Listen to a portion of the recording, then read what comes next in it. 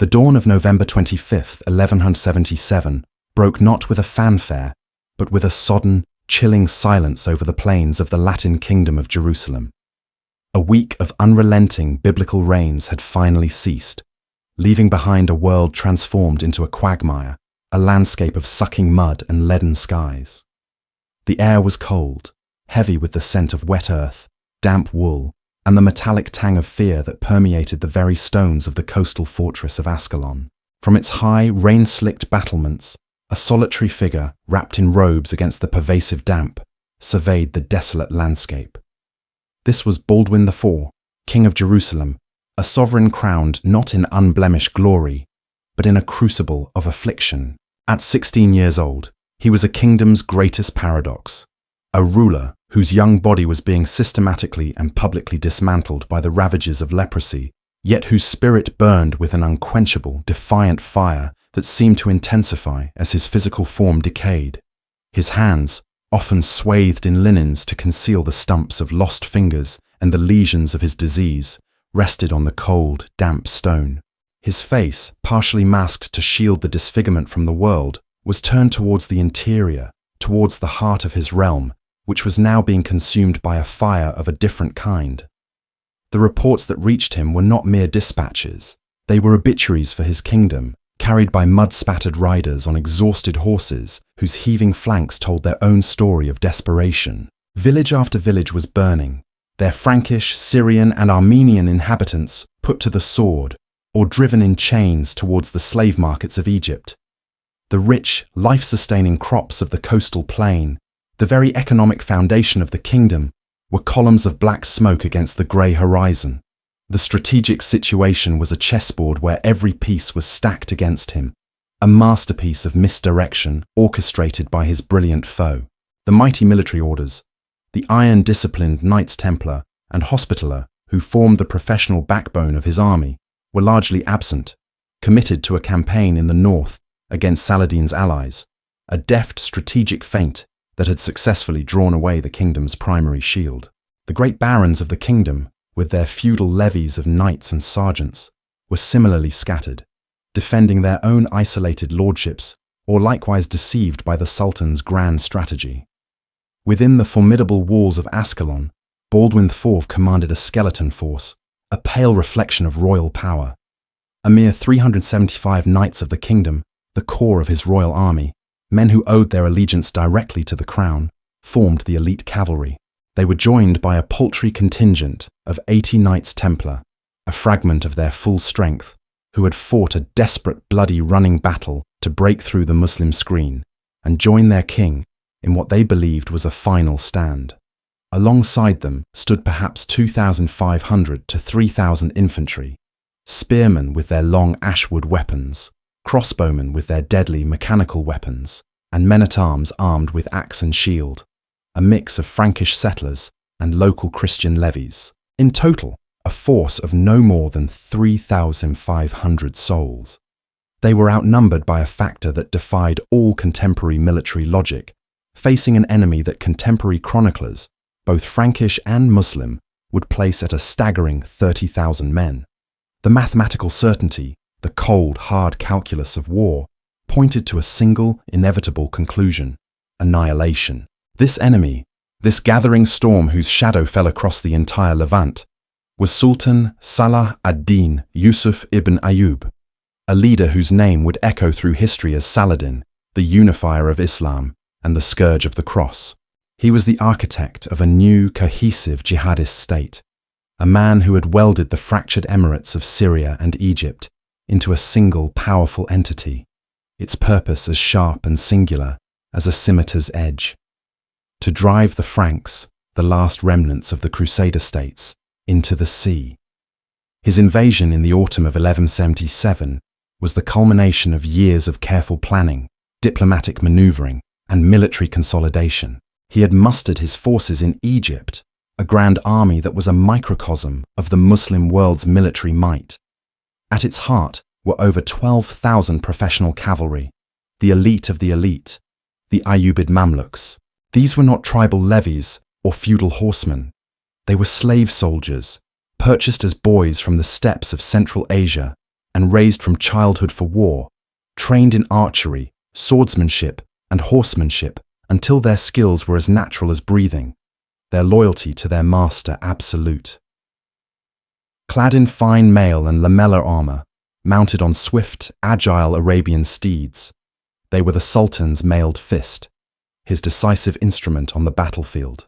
Supporting them were thousands of light horsemen, the Faris, swift-moving horse archers from the Bedouin tribes and the Turkish steppes, whose role was to harass, skirmish, and break the enemy formation with clouds of arrows, using their mobility to encircle and disorient.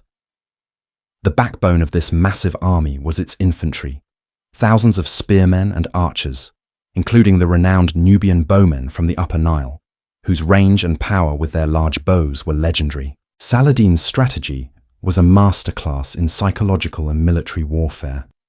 He did not march to besiege the great Frankish castles like Kerak or Montreal directly, which would have bogged him down in long, costly sieges. Instead, in a move of breathtaking audacity, he swung north from Egypt, his army moving like a tide around these fortified islands, his goal nothing less than a direct, lightning strike on Jerusalem itself, the spiritual and political heart of the Crusader kingdom. To leave such a powerful force in his rear was a colossal risk, but it was a calculated one, born of supreme confidence. He believed the Frankish army was divided, leaderless, and trapped. He knew of Baldwin's debilitating illness and likely dismissed the boy king as a political and military non-factor, a figurehead rotting away in his castle. His intelligence, which had been so effective in the north, suggested the main Frankish host was pinned down. His confidence was so absolute that he had brought his entire court on campaign, his son, Al-Afdal, his nephew, the brilliant and fierce Taqi al-Din, and a host of his most trusted emirs and commanders, anticipating not a battle, but a triumphant procession, a glorious Futuhat opening of the holy city. As his vast army poured into the undefended plains around Ramla and Lydda, a mere day's march from the holy city itself, he allowed it to disperse. The logistical need for forage for tens of thousands of horses, camels, and men was immense, and the lure of plunder from the rich, unprotected Frankish settlements was an irresistible temptation for his emirs and soldiers. The great coiled serpent of the Ayyubid army began to unravel, its segments stretching across the countryside, pillaging and burning with impunity. It was the arrogance of certain victory, a fatal complacency born from overwhelming numerical and strategic superiority. The army lost its cohesion, its discipline eroded by the promise of easy riches, its command structure slackened by the belief that no enemy would dare challenge it. The constant grinding pain of his leprosy had annealed his will, stripping away the frivolities of youth and leaving behind a core of pure, hardened determination, a kingly resolve that belied his years and his affliction. He was surrounded by a council of war that was a microcosm of Crusader society itself, a collection of the most formidable and often contentious personalities in Outremer. There was the grizzled, battle-hardened Reynaud of Châtillon, Lord of Ultra-Jourdain, a man of volcanic temper and unshakable courage, who had spent 15 years in a Muslim dungeon in Aleppo and emerged with a hatred for Saladin that was as personal as it was political. A man who understood the stakes of this conflict on a visceral level. There was Baldwin of Ibelin, a powerful baron with vast estates around Ramla, a man with a keen military mind and a deep personal investment in the lands now being ravaged. And there was the austere and formidable Grand Master of the Templars, Odo de Saint-Amand, a man as rigid and uncompromising as the order he represented, whose 80 knights were a potent, if small, symbol of defiance. The debates in that stone chamber must have been fraught with desperation, the arguments echoing off the cold walls. The conventional, cautious military doctrine, the wisdom passed down through generations of commanders, would have been to remain within Ascalon's formidable walls, to weather the storm, to hope that the scattered Frankish forces in the north could eventually rally and relieve them. It was the safe, logical choice. But Baldwin and his advisors, particularly the aggressive Reynaud, understood the grim, unspoken calculus of such a siege. To sit and wait was to cede the entire countryside to destruction, to abandon the people who looked to him for protection. It was to allow Saladin to consolidate his forces, to bring up his siege engines from Egypt, and to either take Ascalon through assault or starvation, or simply mask it and march on a panicked, defenseless Jerusalem. The kingdom's morale, its very will to exist, would shatter under such a blow. The true cross, the kingdom's most sacred relic, encased in gold and jewels, had been brought from Jerusalem to serve as a spiritual talisman and a rallying point. Its presence was not merely symbolic. It was a statement of ultimate commitment, a declaration that this was a holy war for survival.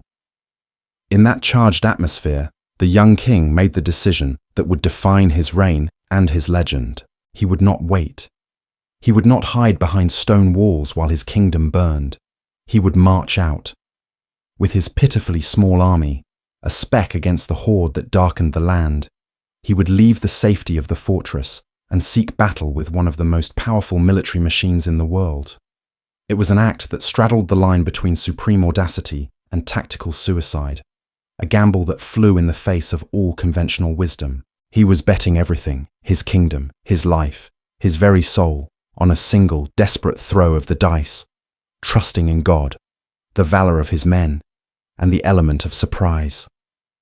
The order was given.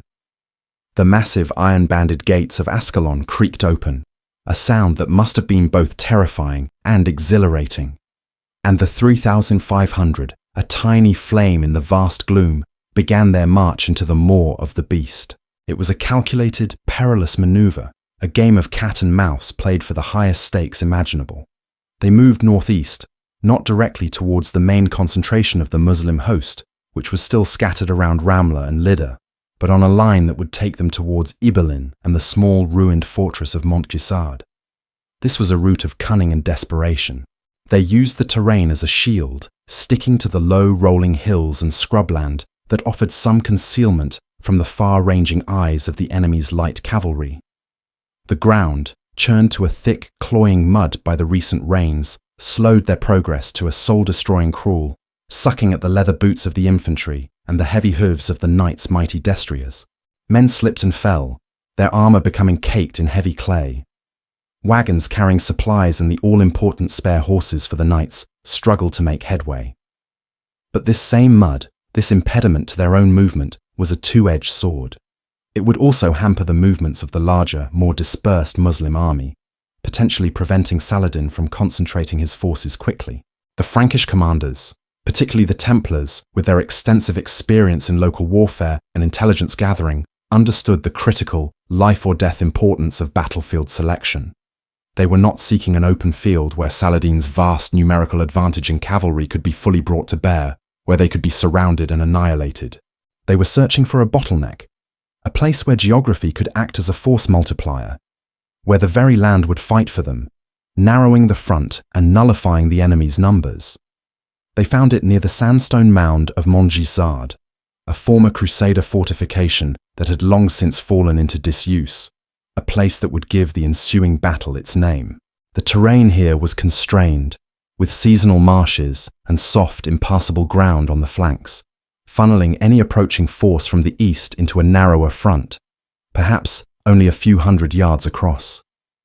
This was the killing ground they would choose, the anvil upon which they hoped to break the Muslim army.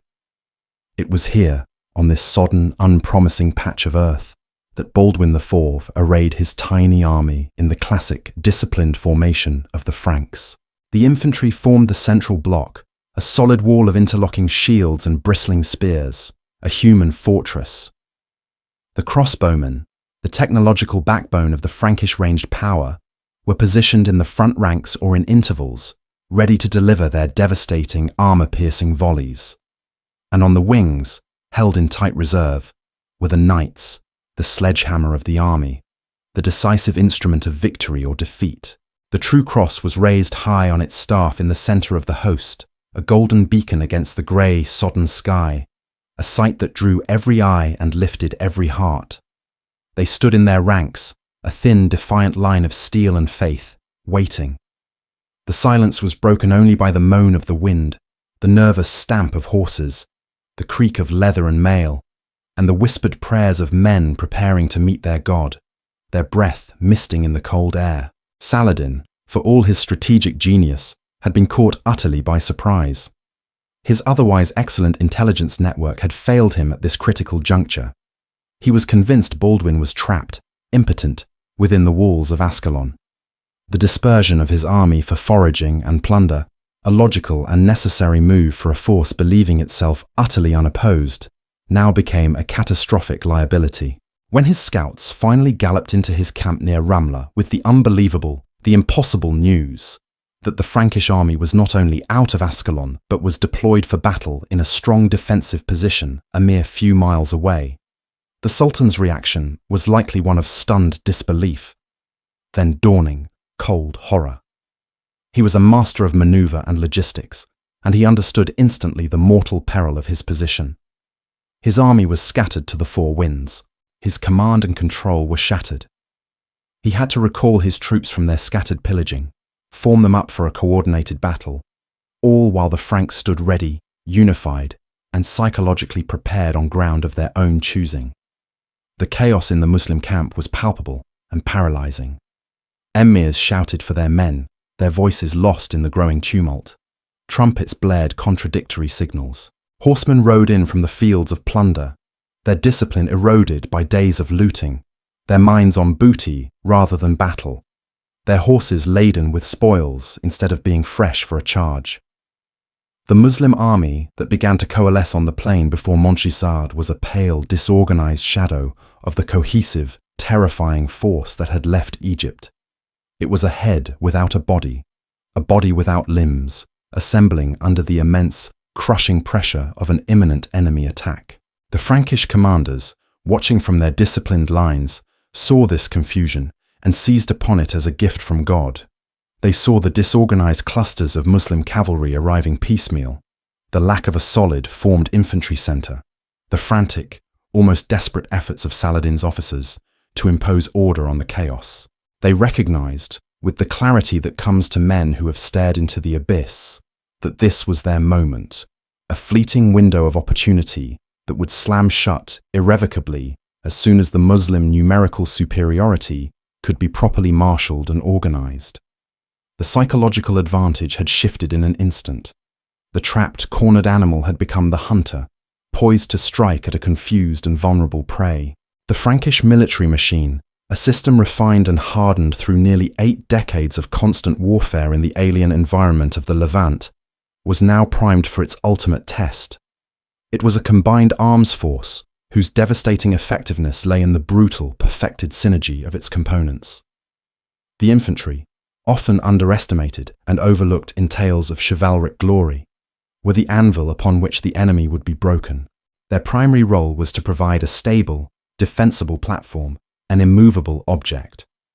The spearmen, with their long, heavy weapons, formed a schiltron, a hedgehog of steel that was all but impervious to direct cavalry charges. They carried large, body-covering shields, the kite shields, that could interlock to form a testudo, a tortoise-like shell that offered remarkable protection against the storms of arrows from the Turkish horse archers.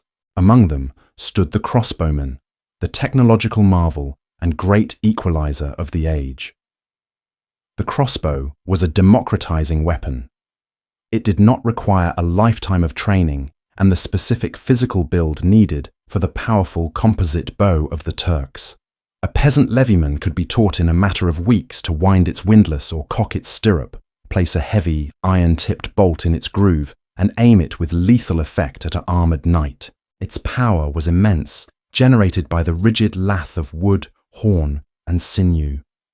At close range, a crossbow bolt could punch through a knight's mail hauberk and the padded gambeson beneath it, and against the lighter armour of the majority of the Muslim cavalry, it was absolutely devastating.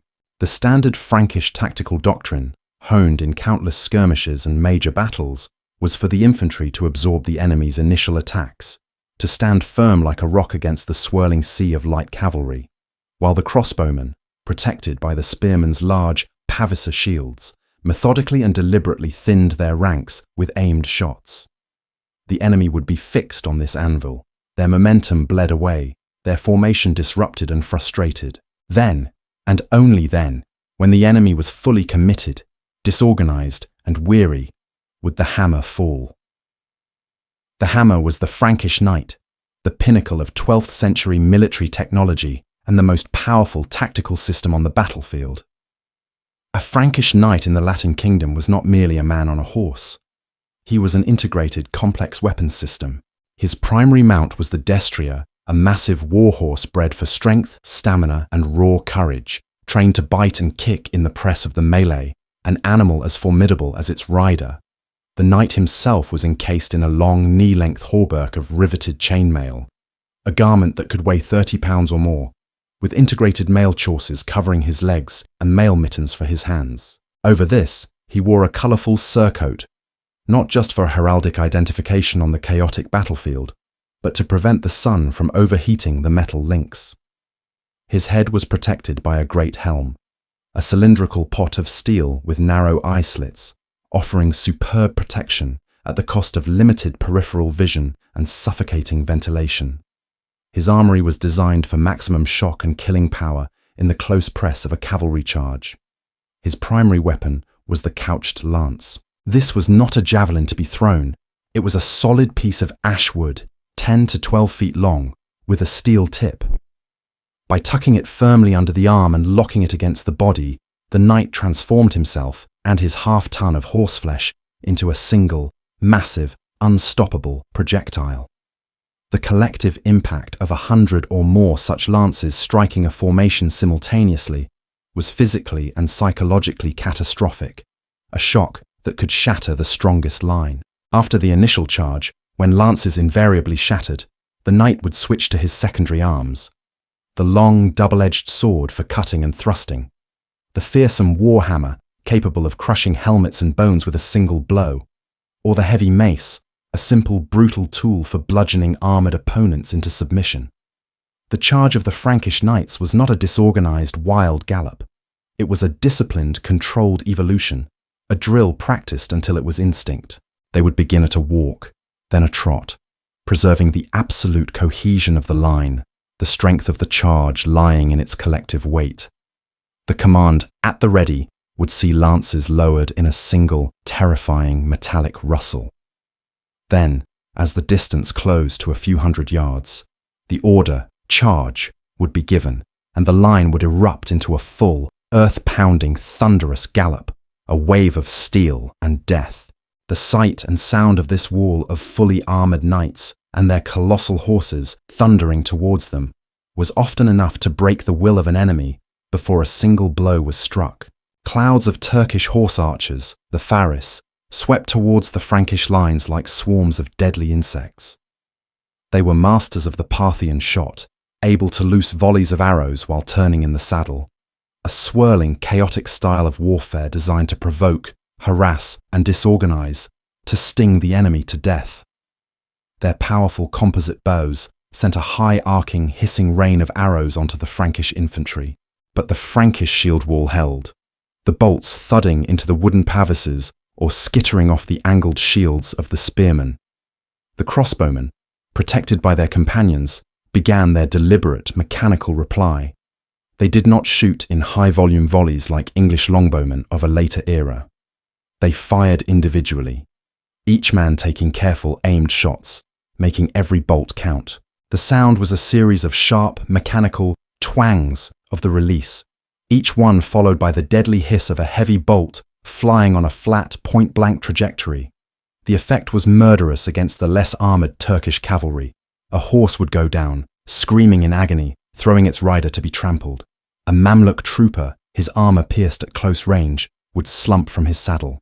The Muslim light cavalry found they could not break the Frankish infantry, and they were taking unsustainable losses from the relentless, piercing shots of the crossbowmen. As the skirmish dragged on, the frustration and disorganization in the Muslim ranks grew. Saladin, a commander accustomed to control, realized his initial tactics were failing. He then began to commit his corps of professional Mamluks to a direct heavy cavalry charge against the Frankish centre, aiming to decapitate the command around the true cross and smash the infantry square through sheer weight and elan. This was the critical moment of the battle. The Mamluks were superb heavy cavalry in their own right, armed with lances, swords and maces, and they charged with the skill and courage of professional soldiers. A head-on collision between the two elite heavy cavalry forces of the age was now imminent. The Frankish infantry, seeing the mass of Mamluk lancers levelling for the charge, braced their spears, the butts dug into the mud, presenting a steel-tipped thicket to the oncoming horsemen. The crossbowmen fired their last desperate shots at point-blank range, aiming for the horses, before scrambling behind the safety of the spearmen's unyielding line. It was a moment of supreme tactical insight and raw, breathtaking courage. To launch a cavalry charge of his own into the face of an oncoming enemy charge, Baldwin risked his entire army, his kingdom, and his life. If it failed, if the knights were swallowed by the Muslim mass, repulsed or encircled, the battle was lost in an instant, and the kingdom died with it.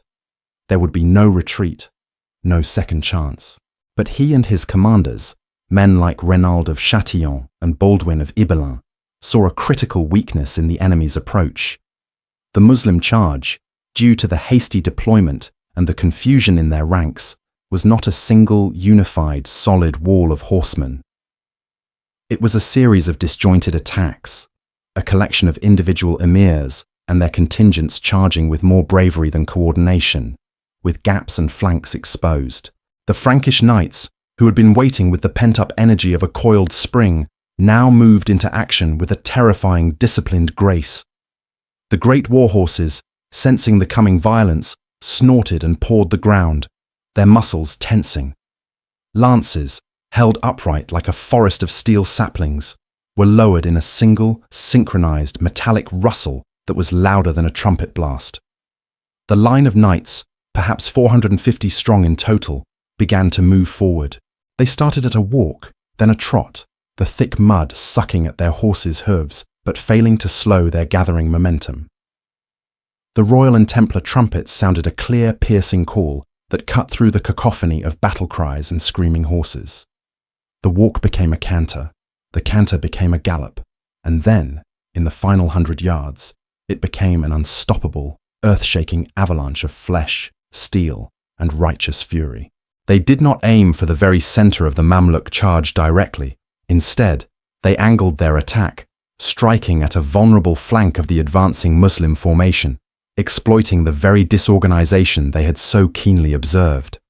The wet, soft ground, which had been such a hindrance on their march, now worked in their favor, muffling the thunder of the charge until it was terrifyingly, shockingly close. The impact, when it came, was apocalyptic. The sound was a sickening, percussive crash of wood splintering, metal tearing into mail and flesh, bones shattering, and the horrific screams of horses and men mingled into a single chorus of carnage. Lances drove through shields, mail, and deep into the bodies behind, unhorsing knights and throwing the Muslim formation into instant disarray.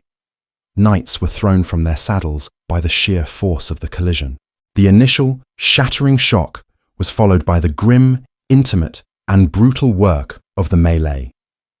Swords rose and fell in great, sweeping arcs, their polished steel soon stained and slick with blood. War hammers crunched through helmets, spilling their contents.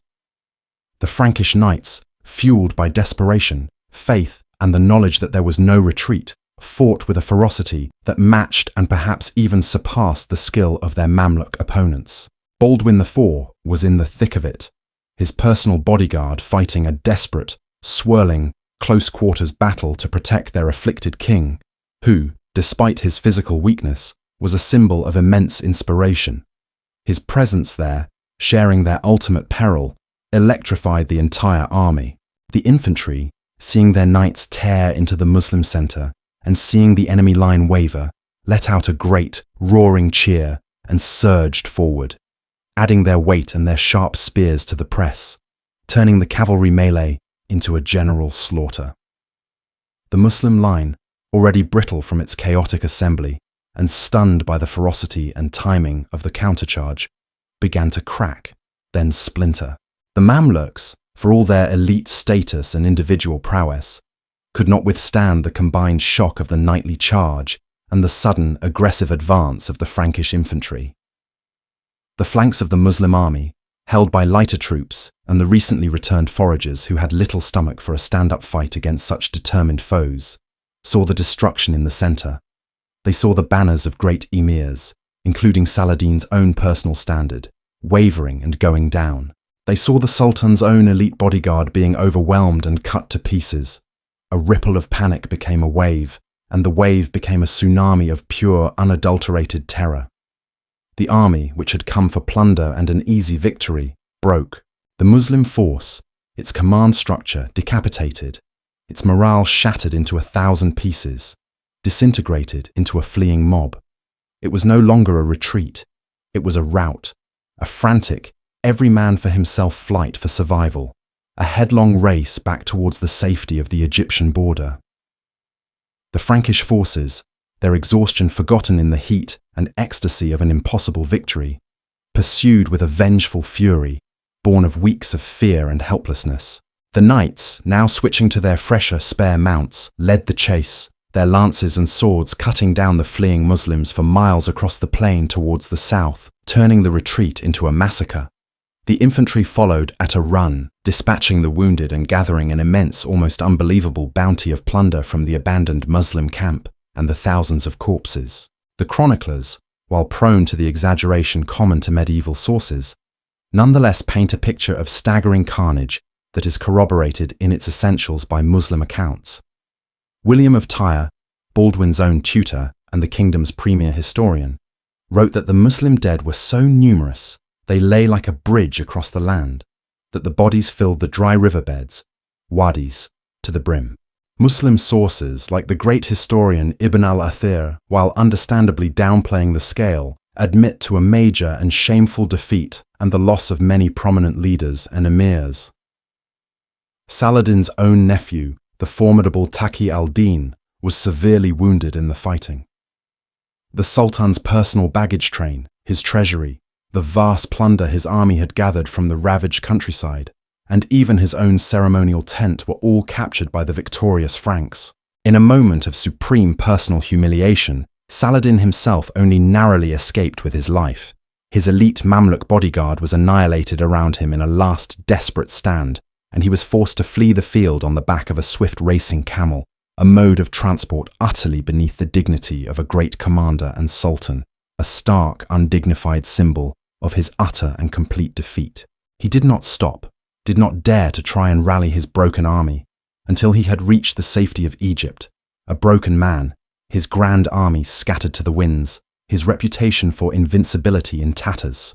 The victorious Franks, many wounded, all exhausted to the very point of collapse, gathered around the raised true cross, their voices raised in a thunderous, tearful Te Deum, a hymn of thanksgiving to the God who had, against all odds, granted them deliverance. They had achieved the impossible, the miraculous. Against odds that defied all military convention and human understanding, they had not only stopped, but virtually annihilated one of the largest and most professional armies ever fielded by their most powerful and dreaded foe.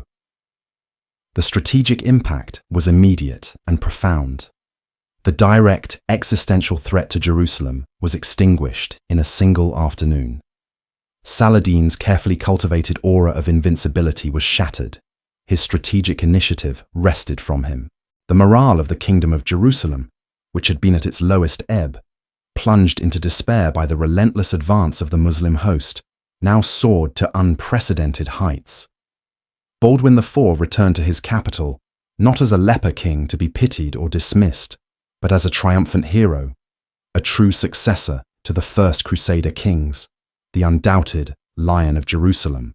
He had proven in the most dramatic fashion possible that his physical weakness was irrelevant.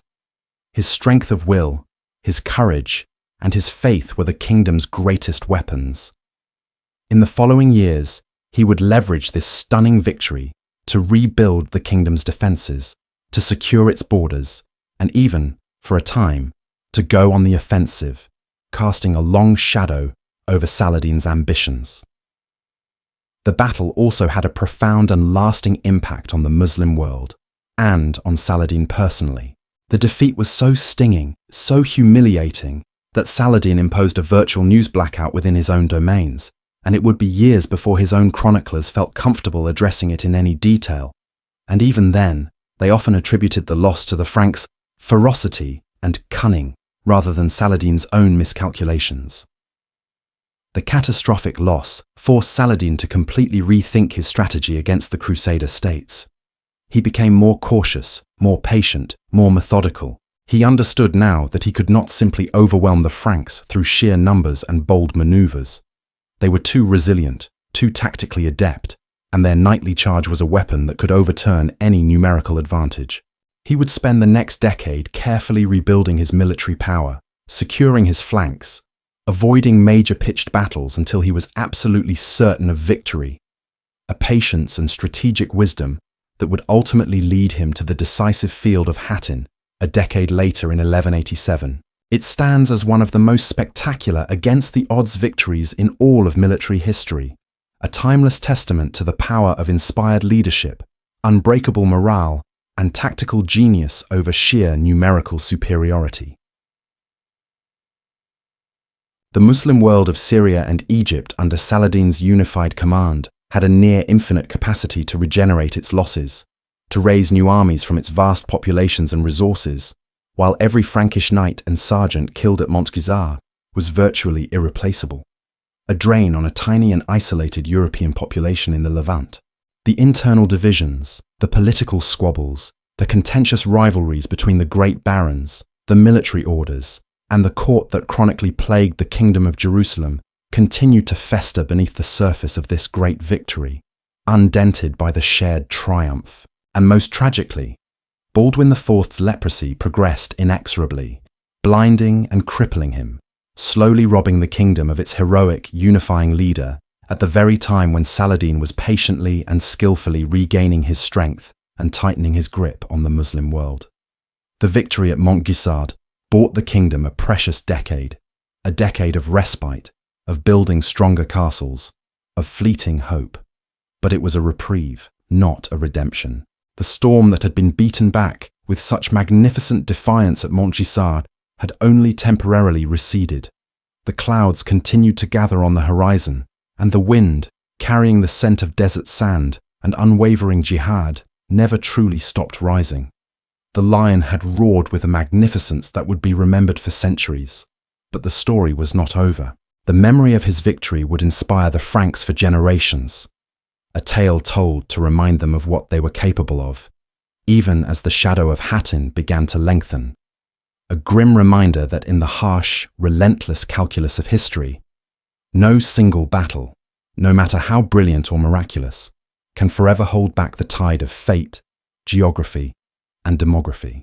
The field of Montgisard, once drenched in the blood of thousands, thus remains a powerful, haunting monument to a fleeting, impossible triumph, a moment where a dying boy king and his band of brothers stared into the abyss of certain annihilation and for one perfect bloody afternoon, forced the abyss itself to blink and retreat into the shadows from whence it came.